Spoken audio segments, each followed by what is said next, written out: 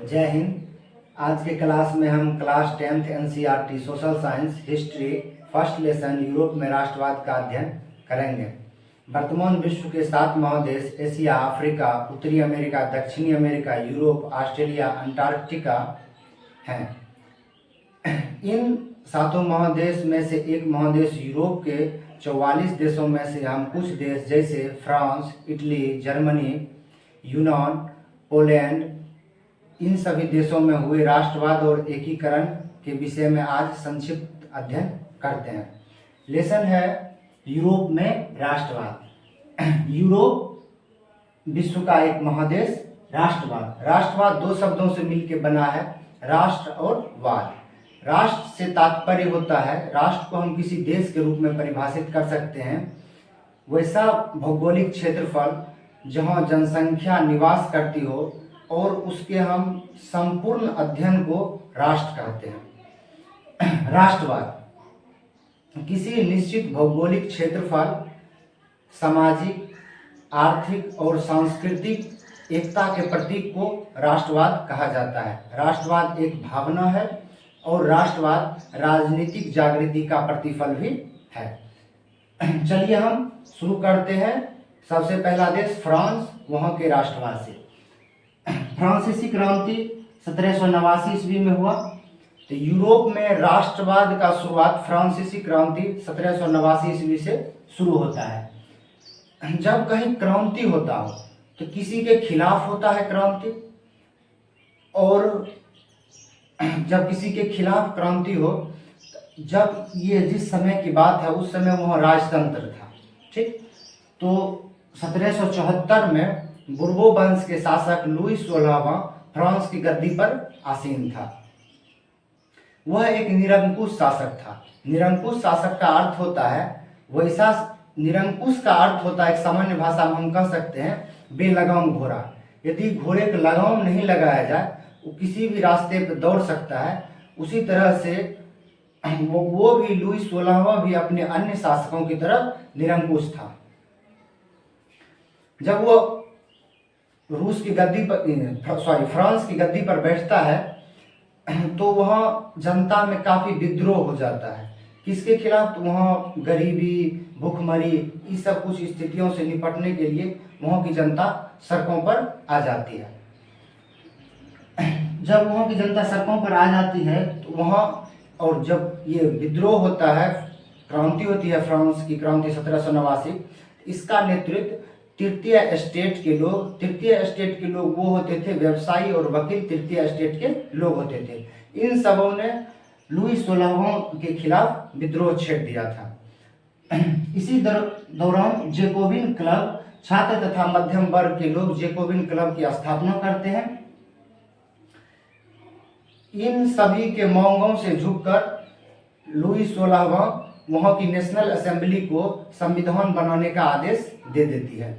अब फ्रांस के लोगों पर शासन नेशनल असेंबली के अनुसार होगा। 1791 में फ्रांस में संविधान बनकर तैयार होता है और फ्रांस में गणतंत्र लागू हो जाता है। नेशनल असेंबली ने लुई 16वां को राजद्रोह के खिलाफ में दोषी करार किया, और जब लुई 16वां दोषी करार हो जाता है तो 21 जनवरी 1793 को लुई 16वां को सार्वजनिक रूप से फांसी पे लटका दिया जाता है। अब जब लुई 16वां की मृत्यु हो जाती है तो वहाँ एक राजनीतिक उठापतन हो जाता है। इन्हीं राजनीतिक उठापटक के बीच एक नए सैनिक का उदय होता है, नेपोलियन बोनापार्ट का। नेपोलियन बोनापार्ट 1797 ईस्वी में इटली पर हमला करता है और वह इटली को जीत लेता है। उसके बाद नेपोलियन बोनापार्ट फ्रांस की राजनीति में अपना पकड़ बनाने लगता है। 1797 के बाद 1804 ईस्वी में नेपोलियन बोनापार्ट फ्रांस का सम्राट बन बैठता है और उसने वहाँ के बनाए गए संविधान और गणतंत्र को नहीं मानकर सैनिक तानाशाह शासन वहाँ लागू कर देता है। समय बीतता गया। 1815 ईस्वी में वाटरलू का युद्ध होता है। वाटरलू का युद्ध नेपोलियन बोनापार्ट के सैनिक और अंग्रेजों के बीच होता है, इंग्लैंड के सैनिकों के बीच होता है। वाटरलू के युद्ध में नेपोलियन हार जाता है और उसे निर्वासित कर दिया जाता है। निर्वासित का मतलब होता है उसको अपने देश से बाहर कहीं भेज दिया जाता है, उसको उसके खुद के देश में नहीं रहने दिया जाता है। अब जब कोई युद्ध होता है तो उसके बाद सामान्य स्थिति लाने के लिए वह शांति व्यवस्था बहाल किया जाता है।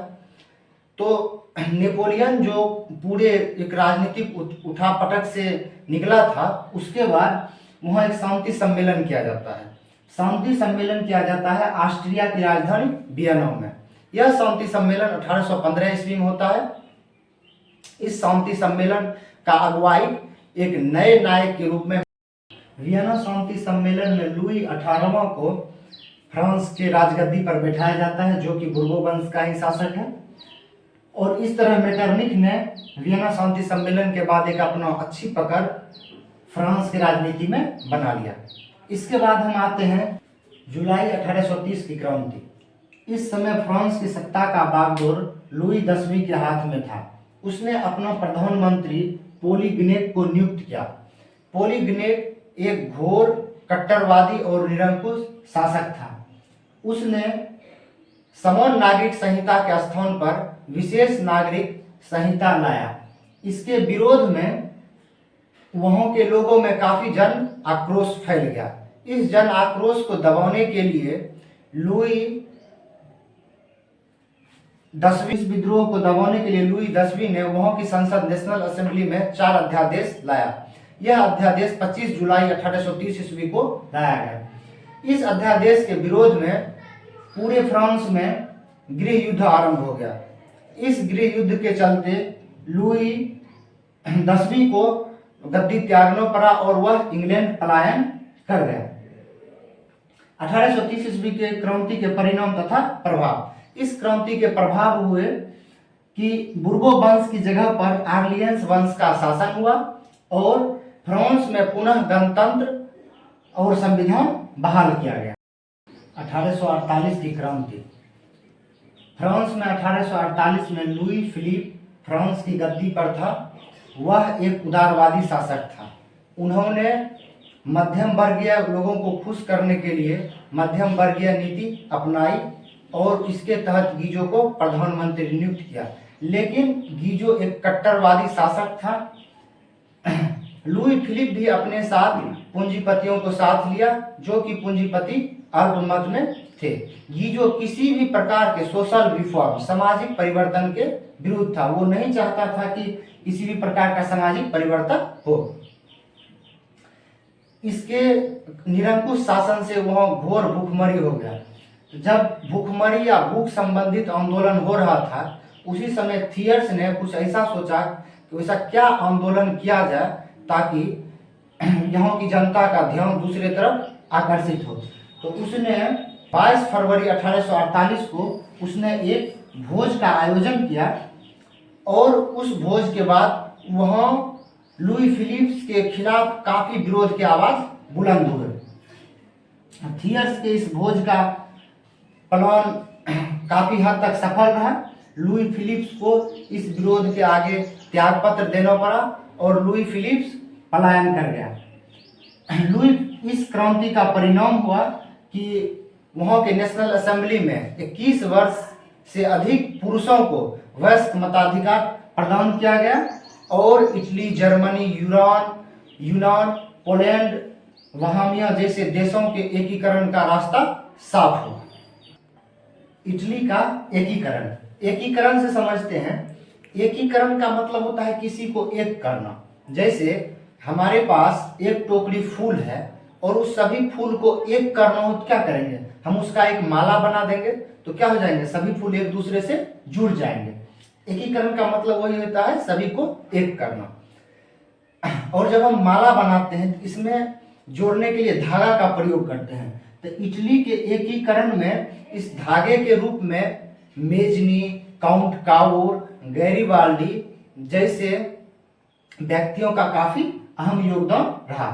19वीं शताब्दी के मध्य में इटली 7 हिस्सों में बटा हुआ था। सर्डिनिया और पिडमाउंट में इटली के राजवंशीय लोगों का शासन था। इटली के मध्य में पोप का शासन था। पोप उस समय के वहाँ जो ईसाई धर्म के प्रमुख होते थे फादर, उनको पोप कहा जाता था। मध्य में वो थे, उत्तरी में स्पेन थे। ये सभी इटली के एकीकरण के विरोध में थे।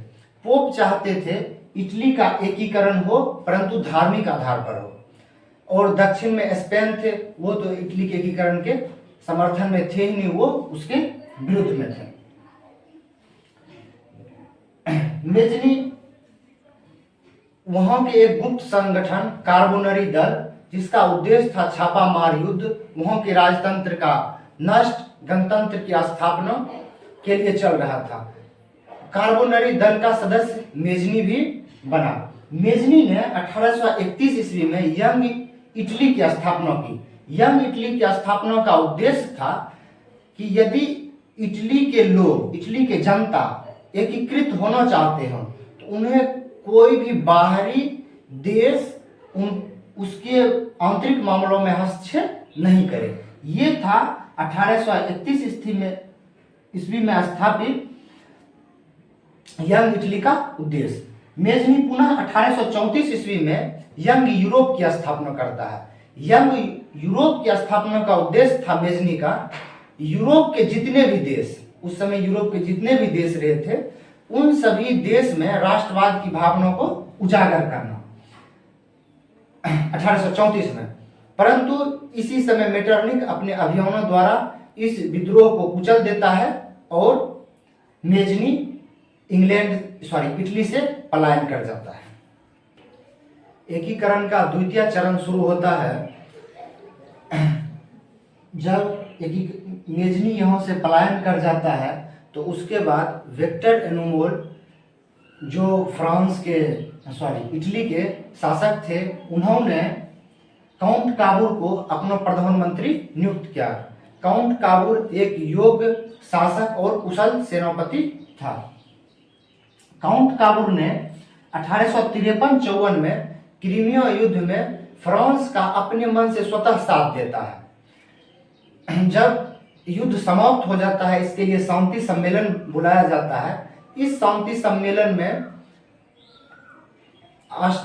पिडमाउंट सर्डेनिया को भी आमंत्रित किया जाता है। पिडमाउंट की ओर से काउंट काबूर जाते हैं उस शांति सम्मेलन में। शांति सम्मेलन में काउंट काबूर अपने कूटनीतिक का परिचय देते हुए इटली में ऑस्ट्रेलिया के हस्तक्षेप को अवैध करार देते हैं। तो इस तरह से 1862 ईस्वी तक काउंट काबूर ने दक्षिण इटली और वेनेशिया को छोड़कर इटली के अधिकांश भागों का एकीकरण कर लेते हैं और विक्टर एनुमोल को एक एकीकृत इटली का शासक बनाते हैं। संपूर्ण एकीकरण नहीं होने के कारण इसमें एक नए नायक गैरीबाल्डी का एंट्री होता है। गैरीबाल्डी जो पेशे से नाविक था और वह सशस्त्र विद्रोह का समर्थक था। वह चाहता था कि जो कूटनीति से नहीं हो सका उसे हम सशस्त्र रूप से हासिल कर सकें। गैरीबाल्डी ने इटली के सिसिली में आक्रमण कर वहां के शासक बुर्बो वंश के शासक से इटली को मुक्त कराया। वह मेजनी के विचारों का समर्थक था। 1870-71 में कुछ हिस्सा जो कि अभी तक पूर्ण एकीकृत नहीं हुए थे, जिस हिस्से का पूर्ण एकीकरण नहीं हुआ था, वह हिस्सा को विक्टर एनुमोल ने अपने कुशल नेतृत्व क्षमता से एकीकृत कर देता है और इस तरह मेजनी, काउंट काबूर, गैरीबाल्डी के विशेष योगदान से इटली का एकीकरण संपूर्ण होता है। जर्मनी का एकीकरण। जर्मनी के एकीकरण का श्रेय नेपोलियन बोनापार्ट को जाता है। नेपोलियन बोनापार्ट 1806 ईस्वी में जर्मनी में आक्रमण करता है और जर्मन राइन संघ का निर्माण करता है। इस आक्रमण से वहाँ राष्ट्रवाद की भावना पनपती है। कालांतर में जब जर्मनी में हिगेल जैसे दार्शनिक हुए तो उन्होंने राष्ट्रवाद की भावना को काफी ऊपर उठाया। जर्मनी में छात्र और शिक्षक, वहाँ के छात्र और शिक्षकों ने मिलकर ब्रेसन-सेफ्ट नामक एक संगठन बनाया जो आंदोलनकारियों के लिए समर्पित थी। वहाँ के व्यापारियों ने 1834 ईस्वी में जानवे रॉन नामक एक संस्था का स्थापना किया जो वहाँ के क्रांतिकारी गतिविधि, राष्ट्रवादी गतिविधि को प्रेरित करती थी। प्रसा ने बिस्मार्क को अपना चांसलर नियुक्त करता है जर्मनी के संसद में। जर्मनी के संसद को डाइट कहा जाता है। जर्मनी के एकीकरण का जिम्मा बिस्मार्क ने अपने हाथ में लिया। इसने रक्त और लौह की नीति का अवलंबन किया। इसका मानना था कि जर्मनी का एकीकरण बगैर हथियार उठाए, बगैर शस्त्र के नहीं हो सकता है। तो जर्मनी के एकीकरण के समर्थन में था प्रसा, लेकिन ऑस्ट्रिया नहीं चाहता था कि जर्मनी का एकीकरण प्रसा के हाथों हो।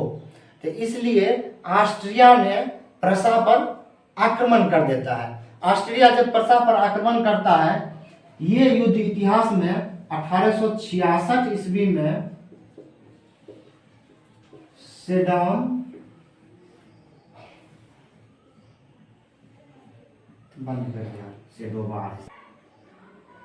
प्रसा पर ऑस्ट्रिया 1866 ईस्वी में आक्रमण करता है। यह युद्ध इतिहास में सेडोवा के युद्ध के नाम से जाना जाता है। तो सेडोवा का युद्ध कब हुआ? 1866 ईस्वी में। इस युद्ध में ऑस्ट्रिया बुरी तरह से पराजित होता है। जर्मनी का एकीकरण यही पूर्ण नहीं होता है। 1866 ईस्वी के बाद 1870 ईस्वी में 19 जून 1870 को 19 जून 1870 ईस्वी को फ्रांस प्रसा पर आक्रमण कर देता है। और प्रसा उस समय प्रसा और जर्मनी संयुक्त रूप से युद्ध कर रहा था, क्योंकि जर्मनी के एकीकरण के लिए प्रसा काम कर रहा था जर्मनी के संसद में बैठकर।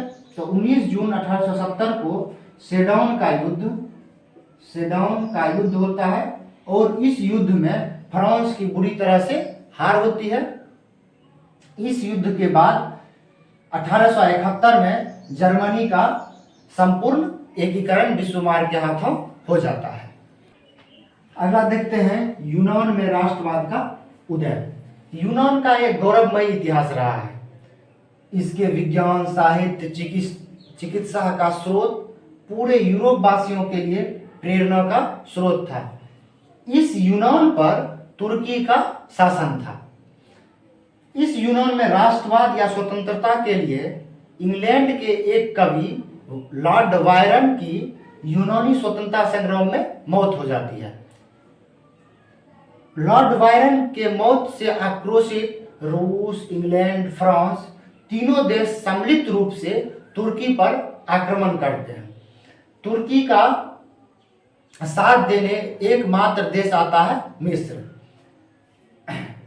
मिस्र और तुर्की एक हिस्से में और दूसरी तरफ से इंग्लैंड, फ्रांस, रूस, इन दोनों देशों के बीच, इन दोनों गुटों के बीच नावारिनो की खाड़ी में युद्ध चलता है। और नावारिनो की खाड़ी में जो युद्ध चलता है, इसमें तुर्की बुरी तरह से पराजित होता है। तुर्की बुरी तरह से पराजित होता है।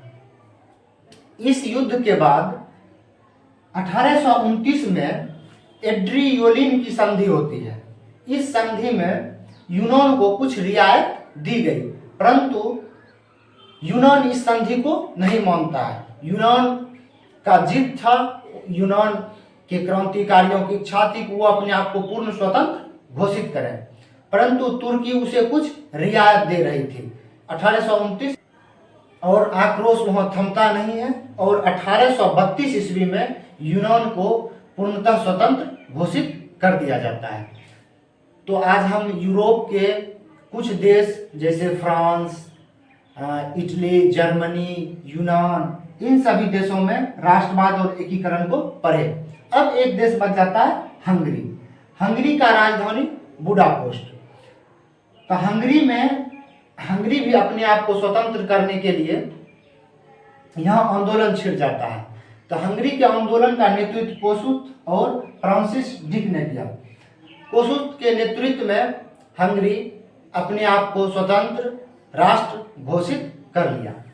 अब इस पूरे युद्ध का हम परिणाम देखते हैं। आज जो हम यूरोप में राष्ट्रवाद पढ़े, इसमें जो भी युद्ध हुआ, इसका परिणाम देखते हैं। इसका परिणाम ये हुआ, इसके परिणाम का असर सबसे पहले हम भारत के संदर्भ में देखते हैं। यहाँ 1789 फ्रांसीसी क्रांति के परिणाम स्वरूप मैसूर के शासक टीपू सुल्तान श्रीरंगपट्टनम में जैकोबिन क्लब का स्थापना करता है। ये भी चाहता है कि हम भी अपने देश को स्वतंत्र कर लें। आपको जानकारी होना चाहिए कि इस समय भारत भी अंग्रेज का गुलाम था और विश्व के जो भी देश किसी उपनिवेश में थे, उपनिवेश होता है किसी दूसरे देश द्वारा थोपे गए शासन व्यवस्था को मानना। तो कोई भी देश जो किसी अन्य देश के उपनिवेश में थे, वो सभी भी देश इनसे अपने आप को आजाद करने का निरंतर प्रयास कर रहे थे। अब हम देखते हैं गैरिबाल्डी के चरित्र का प्रभाव भी पड़ता है भारतीय इतिहास में। लाला लाजपत राय इनकी जीवनी लिखते हैं और ये एक सच्चे कर्मनिष्ठ क्रांतिकारी थे। जब इटली का एकीकरण पूरा होता है तो गैरिबाल्डी को वहां के शासक विक्टर एनुमोल कहते हैं कि आप कुछ हिस्सा इटली का ले लीजिए और उस पर शासन व्यवस्था चलाइए, शासन कीजिए। तो गैरिबाल्डी इससे साफ इनकार कर देता है। तो इस तरह से आज हम यूरोप में राष्ट्रवाद के अध्याय को देखते हैं। अगले कक्षा में हम भारत में राष्ट्रवाद को पढ़ेंगे और इस कक्षा का जो भी ऑब्जेक्टिव प्रश्न आपके बिहार बोर्ड में आ सकता है, उसका ऑब्जेक्टिव का भी सॉल्यूशन इसी चैनल पर कराया जाएगा। धन्यवाद।